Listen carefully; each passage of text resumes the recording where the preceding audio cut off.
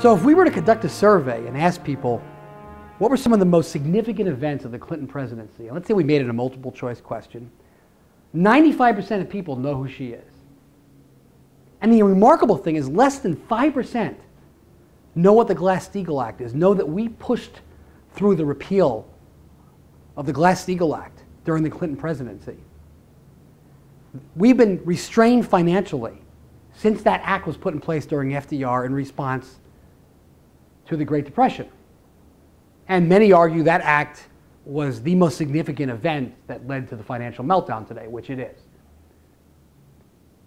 And what really this goes to show is that our methodology of distracting people from paying attention to what we're doing is working remarkably well. Our media has really done a great job, and the people we put in place have done a great job at really keeping the focus away from the workings that we're involved with. Half the population, by definition, has a below average intelligence. But the top quartile made a choice to not pay attention. As Thomas Jefferson said, whenever the people are well informed, they can be trusted with their own government. So can you trust an electorate that doesn't understand the most important event of the Clinton presidency, yet knows his sexual habits? That's what we're dealing with here. These people have made a choice. And I heard people argue to me and say, oh, the media pushed it. If I wanted you to jump off a bridge, would you jump off the bridge? You made the choice, regardless of what the media did. And so when people complain about us and what we do, they're complaining from a position that makes absolutely no sense. Everybody here in this room knows what the Glass-Steagall Act is.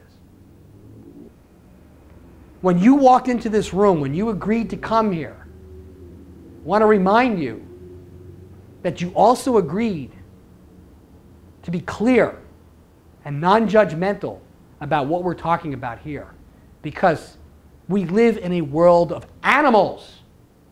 Think about how quickly, after Hurricane Katrina hit, that we went into anarchy. That's how fast things can change. We have a meltdown happening in our world right now. How fast can we go into anarchy?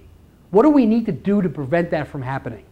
And if we have to do some things in manipulating people to prevent disaster from happening, not an easy decision to make, but it's a decision that people like us need to make. But it's important that we don't drink our own sugar water. We don't drink our own Kool-Aid. If we use tactics to control people, we have to make sure we understand that's what we're doing.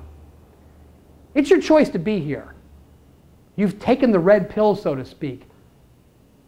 And I hope you're all ready to participate in a very intense conversation and discussion. I'm going to start off with several days of lecturing about the nature of where we're at. Let's focus on where we're at. Where are we right now? No denial about what is it that keeps this miracle going. I don't want any denial about the animals that we are, the animals that we have to manage, the billions of animals that put this miracle together.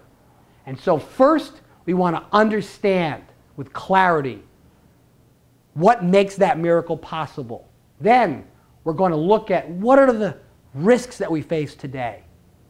And then after we see clearly, we can begin to talk about what is it that we want to do to help solve this problem. If you're not ready for this, you've made a very, very grave error in coming here. There are no victims and no fools in my world and the people around me. Clarity is absolutely important. There is no room for mistakes. For if we make too many mistakes, our world would not exist, and you will deprive so many of their bliss.